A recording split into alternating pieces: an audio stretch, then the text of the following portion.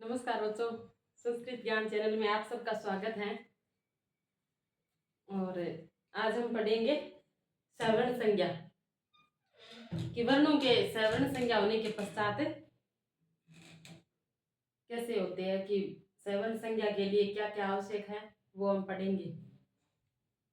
तो चलिए शुरू करते हैं हम सवर्ण संज्ञा।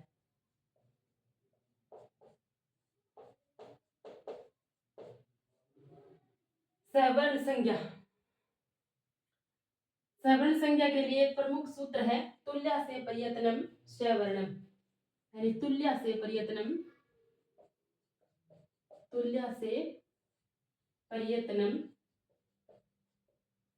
सवर्णम।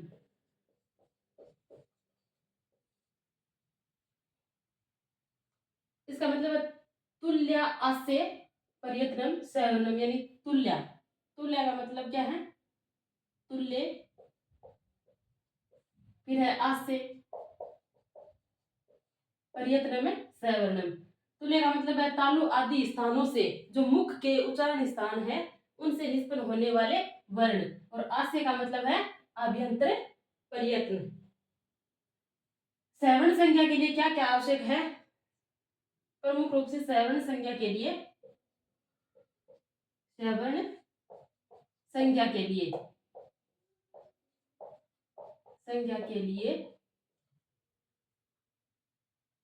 वर्णों के उच्चारण स्थान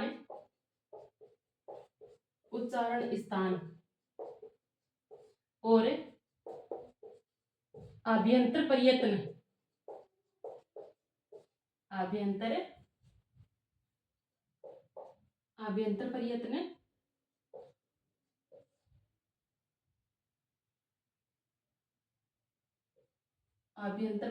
समान होना आवश्यक है।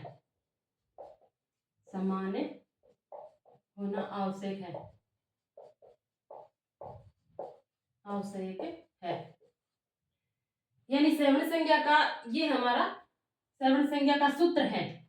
ये संज्ञा सूत्र है, सवर्ण संज्ञा विधायक सूत्र, संज्ञा सूत्र है।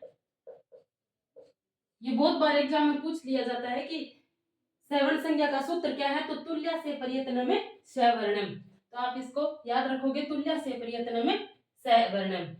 और सवर्ण संज्ञा के लिए हमें क्या क्या समान होना आवश्यक है? तो सवर्ण संज्ञा के लिए वर्णों के उच्चारण स्थान और अभ्यंतर प्रयत्न है वो समान होने आवश्यक है।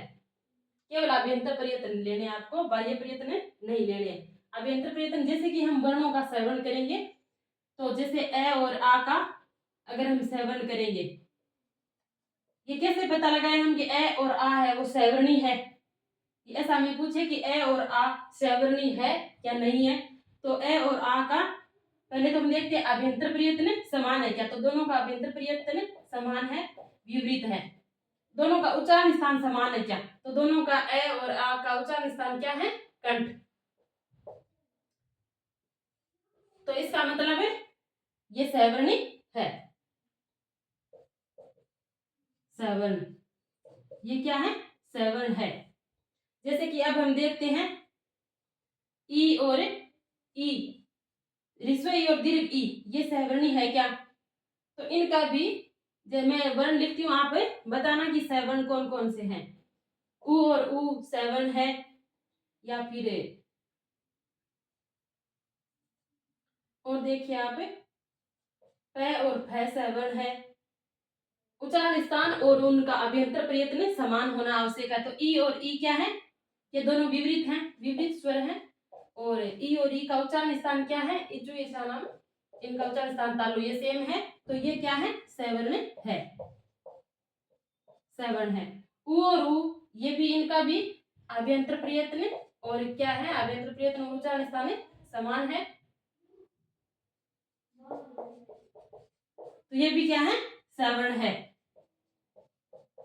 सवर्ण है। और प और फ, इनका उच्चारण स्थान क्या है? उच्चारण स्थान समान है, और अभ्यंतर प्रयत्न क्या है इनका? तो स्पृष्टतम,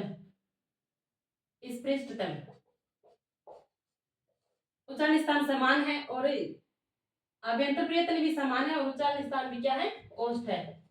तो ये भी क्या होंगे, आपस में सहवर्ण होंगे। इनमें बस इतना ही ध्यान रखना है आपको सहवर्ण में कि उच्चारण स्थान और आभ्यंतर प्रयत्न है वो समान होना चाहिए। लेकिन एक है हमारा री और री का उच्चारण स्थान समान नहीं है। री और री, इनका हमें पूछे कि ये इनका आभ्यंतर प्रयत्न यानी कि ये सहवर्णी है या नहीं है, तो ये सहवर्णी है। इनके लिए एक अलग से वार्तिक लिखा है कि जब हम गुण संधि पढ़ते हैं, गुण संधि में री का है, री का अल और री का अल बनाते हैं, उस समय री और री का सहवर्ण होना आवश्यक था। तो कहते हैं ने एक वार्तिक लिखा, री ली वर्णियों, री ली वर्णियों मिथ्या सावर्णेम, मिथ्या सावर्णेम वाच्यम, वर्णेम वाच्यम। तो इस वार्तिक के कारण री और ली वर्ण है वो इनका उच्चारण स्थान समान नहीं है, इनका मुर्दा है और ली का क्या है, दंत है। लेकिन फिर भी ये आपस में इस वार्तिक के कारण सहवर्णी होंगे और सहवर्ण होने के पश्चात क्या होगा, सहवर्ण होने के पश्चात इनके भेद 30 हो जाएंगे। यानी री के तो हमारे पास 18 भेद हैं और री के 12, री में दीर्घ का अभाव होता है इसमें, इसलिए री के 12 और इन दोनों को मिलाएंगे तो 30 भेद हो जाएंगे। प्रश्न में हमें ऐसा पूछे कि री और री का सहवर्ण होने के पश्चात कितने भेद होते हैं, तो 30 भेद होते हैं और री का भी सहवर्णी होता है। लेकिन हमारे पास ऐसे भी स्वर हैं जिनका आभ्यंतर प्रयत्न समान है, उच्चारण स्थान समान है, लेकिन फिर भी वो सहवर्णी नहीं। ऐसे कौन से हैं, जैसे ए, ऐ, ओ और औ। ए और ऐ का क्या है, उच्चारण स्थान समान है और दोनों विपरीत है, आभ्यंतर प्रयत्न भी समान है, इनका भी उच्चारण स्थान समान है और दोनों आभ्यंतर प्रयत्न भी समान है, लेकिन फिर भी ये क्या है, सहवर्ण नहीं है, सहवर्ण नहीं है। ये क्यों नहीं है, क्योंकि इनके लिए पाणिनि ने अगर ये सहवर्ण हो जाते तो माहेश्वर सूत्रों में हमने पढ़ा था कि एवोंग ऐ औच, तो एवोंग एक ही सूत्र होता, इन एवोंग से ही हम क्या कर लेते, ए के साथ ऐ को पढ़ देते, ओ के साथ औ को पढ़ देते। लेकिन पाणिनि ने एक सूत्र अलग से दिया है, ऐ औच, ऐ औच। अगर ये सहवर्णी हो जाते तो इस सूत्र का कोई महत्व नहीं रहता, इसलिए इनको सहवर्णी नहीं माना गया। तो आप याद रखना ए और ऐ, ओ औ, ये सहवर्णी आपस में नहीं है। हालांकि इनके उच्चारण स्थान समान है और आभ्यंतर प्रयत्न भी समान है, लेकिन फिर भी क्या है, ये सहवर्णी नहीं है। तो स्वरों में आप ये याद रखो कि सहवर्णी नहीं है। री और री को कात्यायन ने एक वार्तिक दिया, री री वर्णियों मिथ है सावर्णेम वाच्यम, इस कारण से री और री का सहवर्ण कर दिया गया। लेकिन ए ऐ ओ औ है वो आपस में सहवर्णी नहीं है। बाकी जितने भी ए ऐ ओ औ को छोड़ करके जितने भी जो उच्चारण स्थान और आभ्यंतर प्रयत्न के जो मिलते हैं वो सारे के सारे क्या है, सहवर्णी होते हैं। लेकिन एक दो सूत्र है जो मैं आपको बता देती हूँ, जैसे ना, अज, झलऊ, इनको हम तोड़ के देखते हैं कि न, अच, हल, यानी कि अच और हल का कभी आपस में सहवर्णी नहीं होता। यानी अच और हल, अच प्लस हल सहवर्ण नहीं होंगे, सहवर्ण नहीं। तो आप याद रखोगे न, उन चाहे उनका उच्चारण स्थान समान हो, जैसे अंको विसर्जन नाम कंठ है, लेकिन ए का उच्चारण स्थान ए और क का उच्चारण स्थान कंठ है, लेकिन आभ्यंतर प्रयत्न समान नहीं है, इसलिए उनका सहवर्ण नहीं होगा। न अच हल, अच और हल का कभी सहवर्ण नहीं होगा। एक सूत्र और है रेफो उस्माणे, जैसे रेफो उस्माणे, यानी इसका मतलब है कि र और जो उस्म वर्ण है, र और उस्म वर्ण, उस्म वर्ण, उस्म वर्ण में कौन कौन से आते हैं, स और है, इनका कभी सहवर्णी नहीं होता। यानी र के साथ स का है उच्चारण, यानी सहवर्ण संज्ञा नहीं होती। तो आप इनको याद रखना और बाकी सब की सहवर्ण संज्ञा हो जाती है। सहवर्ण संज्ञा का ये सूत्र आप मोस्टली याद रखोगे कि ये बहुत ज्यादा इंपॉर्टेंट है और आएगा ही आएगा। तुल्य से प्रयत्न में सहवर्ण, सहवर्ण संज्ञा के लिए क्या क्या आवश्यक है, वर्णों के उच्चारण स्थान और आभ्यंतर प्रयत्न का समान होना आवश्यक है। जैसे कि ए आ है, ये विपरीत हो गए और कंठे वर्ण है तो सवर्ण होंगे। ई है तो ये भी सवर्ण होंगे। पैफ है भी सवर्ण होंगे, लेकिन अच और हल का सवर्ण कभी नहीं होंगे। और फिर ए ऐ ओ औ इनका उच्चारण स्थान और आभ्यंतर प्रयत्न दोनों समान है, लेकिन फिर भी सवर्ण नहीं होंगे, क्योंकि अगर सवर्ण किया तो पाणिनि का जो सूत्र है ऐ औच उनका महत्व नहीं रहेगा। और री और ली कात्यायन के वार्तिक के कारण री द्री वर्णियों स्मिथ सावर्ण वाच्यम, इस वार्तिक के कारण री और द्री का सवर्ण संज्ञा होती है। सवर्ण संज्ञा होने के बाद इनके 30 भेद हो जाते हैं। अब हम पढ़ेंगे सवर्ण संज्ञा के पश्चात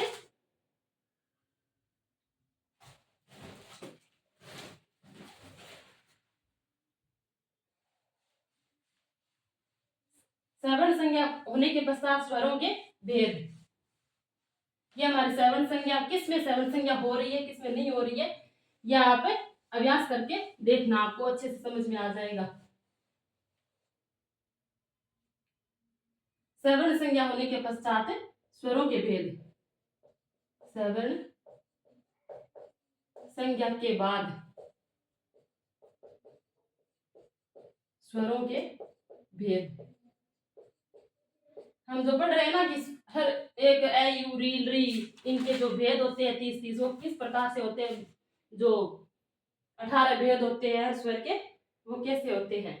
तो अब आप देखिए कि सवर्ण संज्ञा के पश्चात यानी एक तो हम मात्रा के आधार पर स्वरों को बांटेंगे। मात्रा के आधार पर, मात्रा के आधार पर मात्रा एक तो ऋस्व होती है, ऋस्व दीर्घ प्लुत। मात्रा के आधार पर स्वरों के कितने भेद हैं? 3। ऋस्व दीर्घ प्लुत। ऋस्व में हम ए को ऐसे लिखेंगे, दीर्घ में आ और प्लुत में प्लुत का ऐसा चिन्ह होता है। तो ऋस्व दीर्घ प्लुत मात्रा के आधार पर। और फिर हम बांटेंगे उच्चारण के आधार पर। उच्चारण के आधार पर, उच्चारण के आधार पर भी स्वरों को कितने भेद हैं? तो 3। उदात्त, उदात्त, अनुदात्त और स्वरित। उच्चारण के आधार पर स्वरों के भेद कितने हो गए? 3। उदात्त, अनुदात्त और स्वरित। उदात्त का हमने पढ़ा था कि उच्च ही अनुदात है, नीचे ही अनुदात है और समाहार है स्वरित है। उदात्त में कोई चिन्ह नहीं होता, जैसे ए है वो सीधा लिख दिया। और अनुदात में ए के नीचे यानी आड़ी मात्रा आएगी और स्वरित में ए के जैसे ऊपर आएगी मात्रा, ऊपर एक रेखा आएगी। तो इस प्रकार से उदात्त, अनुदात और स्वरित। फिर हम देखेंगे नासिका के संयोग के आधार पर। नासिका के सहयोग के आधार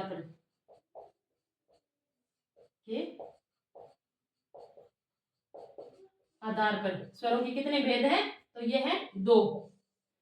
एक बार तो स्वर अनुनासिक होगा, अनुनासिक, और एक बार होगा अननुनासिक, अननुनासिक। यानी अनुनासिक होगा वो तो हमें ऐसे अगर हम चंद्र बिंदु या फिर अनुस्वार लगा देंगे तो वो क्या होगा? अनुनासिक। और सीधा हमारा ए है तो वो होगा अननुनासिक। इस प्रकार से हमारे स्वरों के भेद हो गए। और इन भेदों के आधार पर ही स्वर है वो हमारे 18 भेद होते हैं स्वरों के। तो ये है मात्रा के आधार पर स्वरों के 3 भेद है, ऋस्व दीर्घ प्लुत। और उच्चारण के आधार पर भी स्वरों के कितने भेद हैं? 3। उदात्त, अनुदात्त और स्वरित। और नासिका के सहयोग के आधार पर स्वरों के कितने भेद हैं? तो 2, अनुनासिक और अननुनासिक। अब आप देखिए किस प्रकार से हर एक स्वर के कितने भेद होते हैं।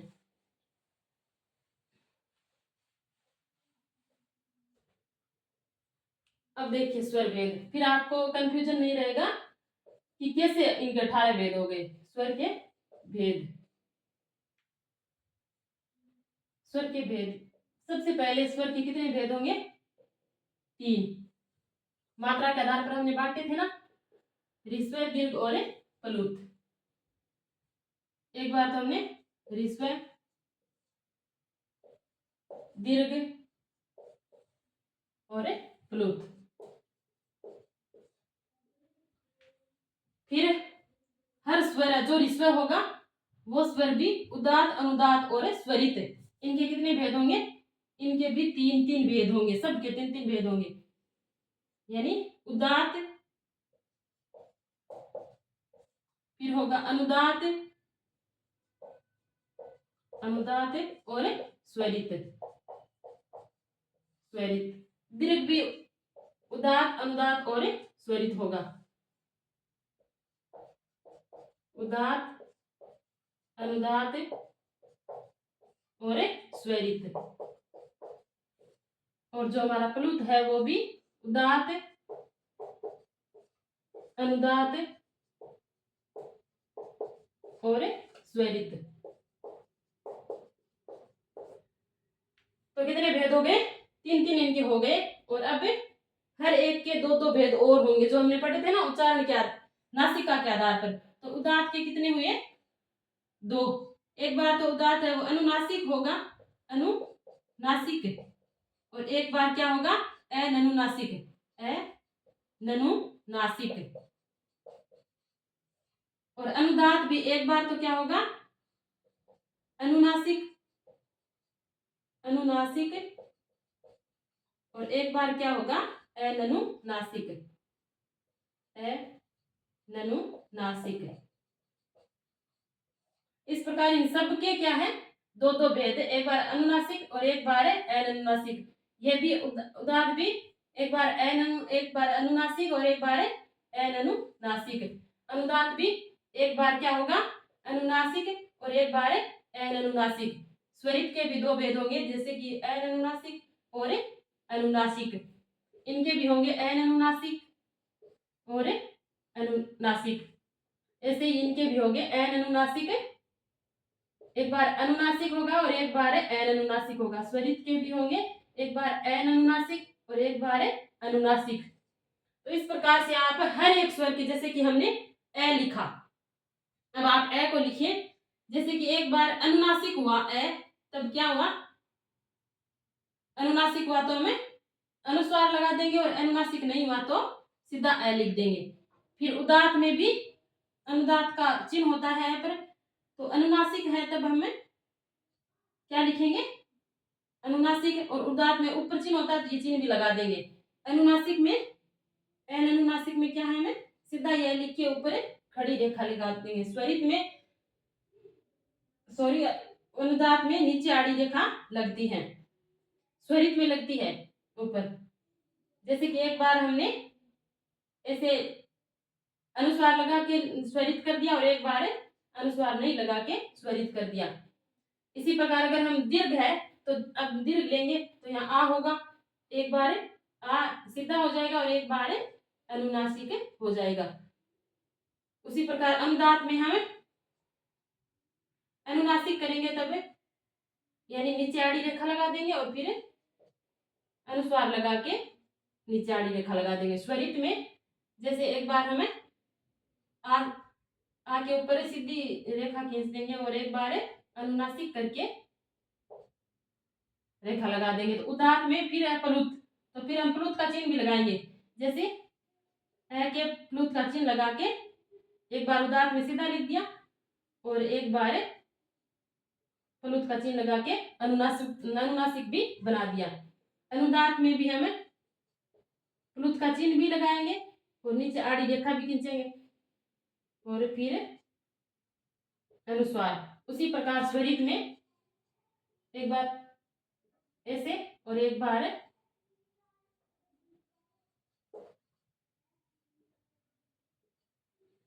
तो इस प्रकार से ए के कितने भेद हुए? अब आप गिनिए, 1 2 3 4 5 6 7 8 9 10 11 12 13 14 15 16 17 और 18। इसी प्रकार हर स्वर के 18 भेद होंगे। यानी पहले स्वर को हम ऋस्व दीर्घ प्लुत में 3 भागों में बांटेंगे, फिर ऋस्व को 3 भागों में, उदात, अनुदात और स्वरित। दीर्घ को भी 3 भागों में, उदात, अनुदात और स्वरित। फिर प्लुत को 3 भागों में, उदात, अनुदात और स्वरित। फिर जो उदात और अनुदात और स्वरित होगा इन सबको 2 भागों में बांटेंगे। ये सब क्या है? अनुनासिक भी होंगे और अननुनासिक भी होंगे। तो इस प्रकार से हर स्वर के यानी 18 भेद होंगे। जो दीर्घ नहीं होगा उनके 12 भेद हो जाएंगे, इनको एक को छोड़ देंगे। जैसे कि अब हम देखते हैं तो ए के कितने भेद है, यहां पर आप समझ लीजिए। ए, ई, उ, री, ली, फिर क्या बचा, ए, आई, ओ और औ। हमारे पास 9 ही तो स्वर है, इन सब के कितने कितने भेद हैं, तो ए के 18 भेद हो सकते हैं। ऋस्व दीर्घ प्लुत तीनों हो सकते हैं तो 18 होंगे। ई के भी क्या है 18 भेद हो सकते हैं। उ के भी ऋस्व दीर्घ प्लुत के हिसाब से कितने 18 भेद हो सकते हैं, और री के भी 18 भेद हो सकते हैं। लेकिन हमने पढ़ा था कि री का दीर्घ नहीं होता, री में दीर्घ अभाव के कारण, यानी री का दीर्घ नहीं हुआ तो इस पूरे को ही छोड़ देंगे, और फिर 6 भेद ये और 6 भेद प्लुत के लेंगे तो कितने होंगे, री के 12 भेद होंगे। इसलिए इसमें क्या है, री में दीर्घ अभावात, दीर्घ का अभाव दीर्घ का अभाव होने के कारण दीर्घ वाले जो 6 भेद हैं वो छोड़ देंगे, और री के कितने भेद होंगे 12। और ए के कितने भेद होंगे, ए में ऋस्व का, ए अपने आप में ही दीर्घ है, तो प्लुत तो सारे स्वर होते हैं लेकिन ए अपने आप में दीर्घ है, तो इनमें ऋस्व का अभाव होता है, तो ऋस्व वाले 6 भेद छोड़ देंगे तो ए का भी 12 भेद होंगे, इस आई का भी 12 भेद होंगे, और ओ का 12 भेद होंगे, और औ का भी 12 भेद होंगे। इन चारों में ऋस्व का अभाव होता है, ऋस्व का अभाव, ऋस्व का अभाव। तो आप इसको अच्छे से समझ गए होंगे कि किस प्रकार इनके 18 भेद क्यों होते हैं, किस लिए होते हैं। मेरे को भी बहुत मुश्किल से समझ में आया था, तो आप आज समझ गए होंगे। तो ध्यान रखिएगा कि किन किन स्वरों के 18 भेद होते हैं, जिनमें तीनों स्वर है वो, जैसे ऋस्व हो सकता है, दीर्घ हो सकता है, प्लुत हो सकता है, उन सब के तो 18 भेद होंगे। बाकी जिसमें री में हमारे पास क्या है, दीर्घ का अभाव है, तो उनमें दीर्घ वाले 6 भेद हट जाएंगे और 12 बचेंगे। इसी प्रकार इनमें ऋस्व का अभाव होगा तो 12 भेद होंगे। तो इन सबको आप याद रखिएगा। और इन सब के बाद एक हमारा रह गया है कि तत्परकरण करने के बाद, हमने कई बार पढ़ा है कि फिर हम देखेंगे कि तत्परकरण क्या होता है। कई बार सुना है हमने कि तत्परकरण में कितने भेद है, ए के कितने भेद है, आ के कितने भेद है, तो मैं आज आपको वो तत्परकरण बता देती हूँ। तत्परकरण की प्रक्रिया के पश्चात, यानी तत्परकरण की प्रक्रिया के पश्चात, प्रक्रिया के बाद स्वर के भेद। तत्परकरण की प्रक्रिया के बाद, तत्परकरण का मतलब है कि किसी भी स्वर के पीछे, किसी भी स्वर के पीछे, किसी भी स्वर के पीछे, स्वर के पीछे जो हलंत तय है, हलंत तय लिख लीजिए आप, हलंत तय के जुड़ जाने पर, हलंत तय के जुड़ जाने पर, जुड़ जाने पर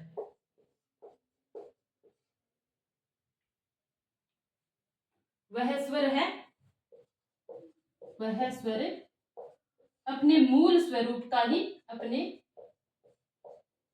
मूल स्वरूप का ही बोध कराता है, बोध कराता है। तत्परकरण का मतलब क्या है कि किसी भी स्वर के पीछे हलंत तय जुड़ जाता है तो वो अपने मूल रूप का ही बोध कराता है। मूल रूप का मतलब है, अगर हमने ऋस्व स्वर के पीछे तय जोड़ा है तो वो केवल ऋस्व का ही बोध कराएगा। ऋस्व के कितने भेद पढ़े थे हमने, यानी ऋस्व दीर्घ प्लुत के हमने 6 भेद पढ़े थे, तो हम ऋस्व के अगर ऋस्व स्वर है उसके तय लगा रहे हैं तो उसके 6 भेद होंगे, अगर दीर्घ के लगा रहे हैं तो वो दीर्घ के होंगे। तो इस प्रकार से होंगे, जैसे कि देखिए ए के हमने तय लगाया, जैसे अत, अत ऐसा करके हमें पूछ रहे कि अत के कितने भेद हैं, तो ये ए है वो ऋस्व है, और ऋस्व के हमने पढ़े थे कि ऋस्व के उदात अनुदात और स्वरित, और उदात अनुदात और स्वरित के भी 2 भेद हो रहे थे, अनुनासिक और ननुनासिक। तो इस हिसाब से अत के कितने भेद हो गए 6। जैसे कि आत लिख दिया, आत, तो ये दीर्घ है, तो इसमें दीर्घ के भी कितने भेद थे 6। जैसे कि लृत का लिख दिया, तो लृत के कितने भेद होंगे? तो लृत में केवल ये लृ लिखा है ना, तो केवल लृ में दीर्घ का अभाव होता है, सिर्फ ऐसे लृत लिखा है। ऋस्व पूछे कि लृत में ऋस्व, तो इसके भी 6 भेद होंगे। फिर क्या है, जैसे कि ऋत पूछे, ऋस्व ऋत, ये दीर्घ ऋत ऐसे होता है जैसे कि 2 बार लगा दे। ये ऋस्व ऋत पूछे तो 6 ही होंगे, लेकिन जब दीर्घ लगा दे तब कितने होंगे? 12 भेद होंगे, क्योंकि इसमें जो री और लृ है वो सवर्ण संज्ञा होने के पश्चात इसमें लृत के भी भेद जुड़ रहे हैं, इसलिए ये 6 लृत के भेद होंगे और इससे 6 ऋत के होंगे, तो इसलिए इसमें 12 भेद होंगे। अगर ये ऋस्व री पूछे, ऋत पूछे तो 6 भेद होंगे, और दीर्घ ऋत पूछे तो 12 भेद होंगे।